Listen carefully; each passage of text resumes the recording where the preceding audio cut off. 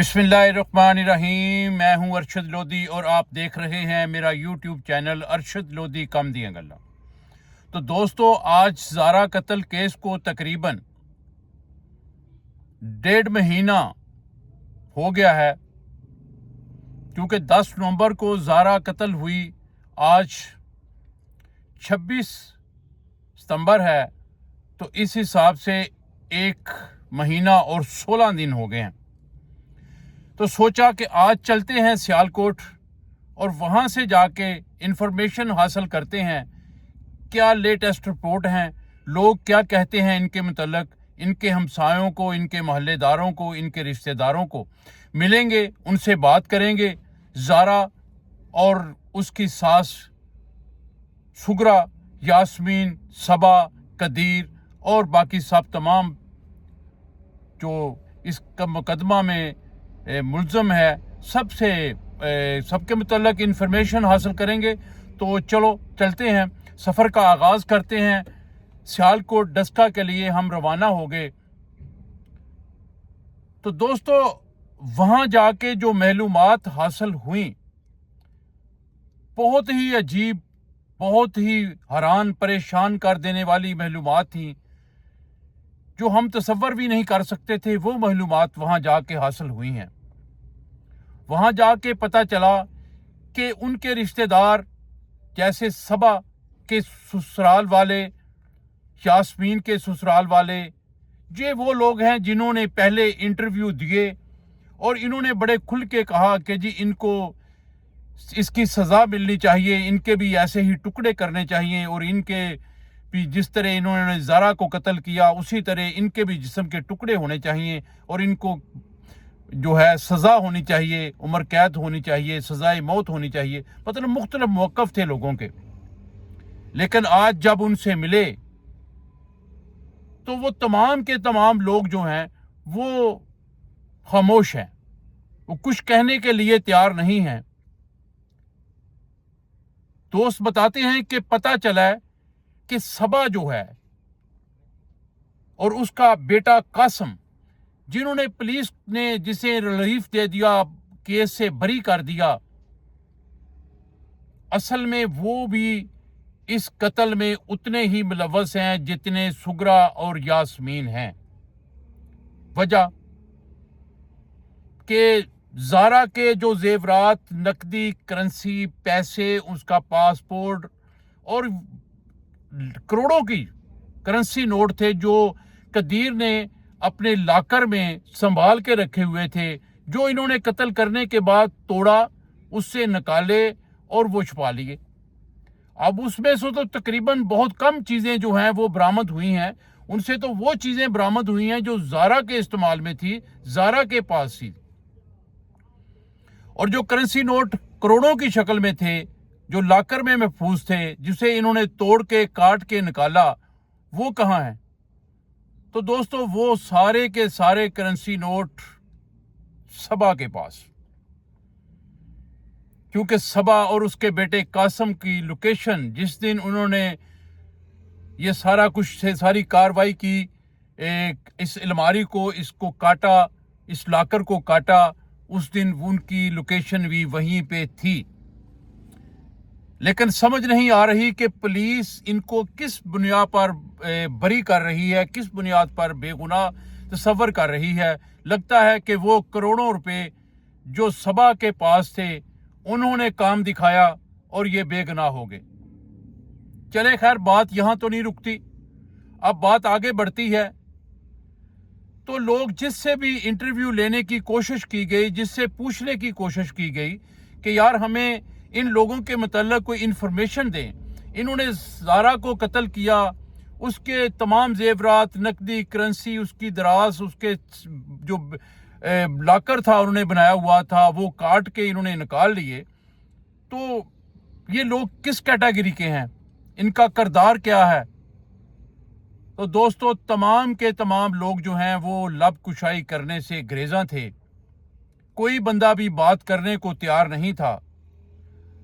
आखिरकार एक औरत ने इस बुनियाद पे बात की कि देखें जी, मेरी आवाज़ आप रिकॉर्ड नहीं करेंगे, मेरी आवाज़ बिल्कुल जो है वो मीडिया पे नहीं आनी चाहिए। तो मैं आपको बता देती हूँ कि असल मसला ये हुआ है कि सबा ने बाकायदा हमें जो है एक देसी ज़बान में कहते हैं कि तड़ियाँ लगाना, उन्होंने बाकायदा जेल से आने के बाद तड़ियाँ लगाई हैं, उनको बाकायदा ब्लैकमेल किया है और उनको सख्ती से नोटिस दिया है कि देख ले, जैसे मैं और मेरा बेटा जेल से बाहर आ गए हैं, इसी तरह मेरी माँ और यास्मीन भी जेल से बाहर आ जाएंगी। ये केस को इतना बड़ा नहीं है, हम इंशाल्लाह ताला बहुत जल्द बाहर आ जाएंगे और फिर आप लोगों से निबड़ लेंगे। देख लेंगे आप लोग जो आज मेरे खिलाफ या मेरी माँ के खिलाफ या मेरी बहन के खिलाफ आप लोग प्रोपोगंडा कर रहे हैं, लोगों को इंटरव्यू दे रहे हैं, तो एक दिन याद रखिएगा, हम इधर ही रहना है। हमने कहीं भाग नहीं जाना, हमने भी इधर रहना है, आप लोगों ने भी इधर रहना है, लेकिन फिर हम आपका जीना हराम कर देंगे। तो इस बुनियाद पे हम लोग जो हैं वो अब इंटरव्यू नहीं देना चाहते, क्योंकि हमें क्या ज़रूरत है कि हम किसी की लड़ाई, किसी की दुश्मनी जो है वो मोल ले लें और हम परेशान हों। तो दोस्तों, ये बहुत बड़ी अचीवमेंट थी हमारे लिए, बहुत बड़ा ये लम्हा फिक्रिया था कि लोग इस कदर खौफजदा हैं इन लोगों से। क्या ये कोई क्रिमिनल लोग हैं? क्या ये स्पेशली जो एक क्रिमिनल बदमाश टाइप लोग होते हैं, ये उनका कोई बैकग्राउंड जो है इस तरह का था कि लोग इनसे इस तरह खौफजदा हैं? जबकि हर लोगों को पता है कि इन्होंने कत्ल किया, इसने ज़ारा के टुकड़े किए, सारे मामलात वो तस्लीम भी करते हैं, लेकिन फिर भी इंटरव्यू देने से इनकारी हैं। कोई बंदा मीडिया के सामने आके, कैमरे के सामने आके इंटरव्यू देने को तैयार नहीं है और वो खामोश हैं। वो कहते हैं कि जी बिल्कुल हम जो है ये इंटरव्यू नहीं दे सकते। तो प्लीज़ अभी ये मामलात यहाँ रुके तो नहीं हैं, देखते हैं ये मामलात किधर जाते हैं। बाकी अभी कोई बंदा इंटरव्यू देने के लिए, उनके पूरे गांव का कोई बंदा जो है इंटरव्यू देने के लिए तैयार नहीं है। लेकिन ये बात जो है ये क्लियर है, ये बिल्कुल हरफे आखिर है कि इन लोगों ने ज़ारा को कत्ल किया, उसके टुकड़े किए, उसके जिस्म के टुकड़ों को नीले थोथे से धोकर ताकि उसमें से खून ना निकले, और बाकायदा बोरियों में बंद करके, शापरों में बंद करके बोरियों में डाला और उसको गंदे नाले में फेंक दिया था। और उसकी जो गर्दन थी, उसका सर था, उसको बाकायदा जलाया गया। उसको जला के फिर उन्होंने अपना जो है उसे गांव से को 13-14 किलोमीटर दूर जाके फेंका। तो आज ये सारी बातें इन लोगों के इल्म में होने के बावजूद ये कोई बंदा भी इनमें ऐसा नहीं है जो हाथ खड़ा करके बयान दे सके, बता सके कि हम उसके खिलाफ कोई बयान देने को तैयार नहीं है। तो दोस्तों, ये केस किधर जाने को तैयार है? कहीं ऐसा ना हो कि जब गवाहियों का वक़्त आए तो ये पूरा गांव खामोश हो के बैठे रहें और ये किसी भी तरह कोई बंदा जो है गवाही देने को ना पहुंचे और ये कातिल बरी हो जाएं और ये फिर इसी तरह गांव में दंदलाते फिरें और इनको कोई पूछने वाला ना हो। क्योंकि इससे पहले भी सुगरा ने अपने मियाँ को कत्ल किया, अपने घर आए एक मेहमान को कत्ल किया, अपने बेटी को कत्ल किया। तो उसके हौसले बहुत बुलंद हो चुके थे, उसे कत्ल करना उसके लिए एक मामूली बात थी। तो इसलिए उसने फिर अपनी ये जो भांजी थी, उसके बेटे की बहू थी, उसको भी कत्ल किया। अब उसको कत्ल करने के बाद अभी भी वो कहती है कि क्या हो गया, जेल चले गए हैं। तो जेल भी तो मर्दों के लिए, औरतों के लिए ही बनी हुई है ना, हम कौन से कोई अजूबा काम करके आए हैं?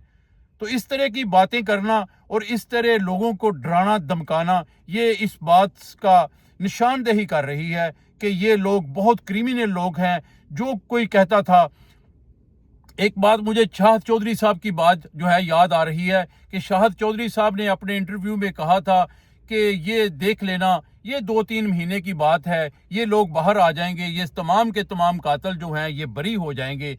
तो आज उनकी बात मेरे दिमाग में बार बार जो है ना वो घूम रही थी कि यार कहीं शाहद चौधरी वाली बात ही पूरी ना हो जाए, क्योंकि गांव में से तो कोई बंदा इंटरव्यू देने के लिए तैयार नहीं है, उनके खिलाफ बात करने को तैयार नहीं है।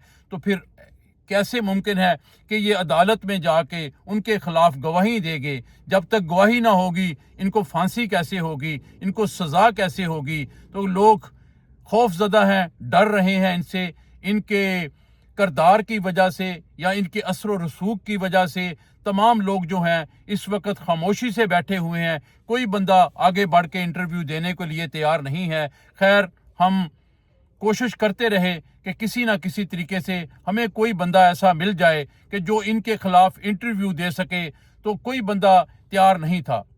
اب ہم کوشش کرتے رہے کہ وہ بابا جانا جس نے ان کے خلاف کھل کے باتیں کی تھی اور ان کے کردار پہ پوری انگلیاں اٹھائی تھیں، اب اس سے ملاقات کی جائے۔ تو وہاں جانے کی کوشش کی، وہاں اسے ڈھونڈنے کی کوشش کی، تو بابا جانا ہمیں نہ مل سکا۔